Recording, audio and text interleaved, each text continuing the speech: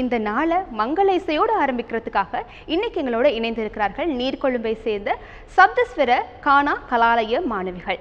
உங்களுக்காக நிறைய பாடல்கள் தர தயாராக இருக்கிறார்கள். அந்த பாடல்கள் எல்லாமே அர்த்தமுள்ளதாகவும் கடவுள் நம்பிக்கையை கொடுக்கறதுக்கும் தயாராக இருக்கிறது.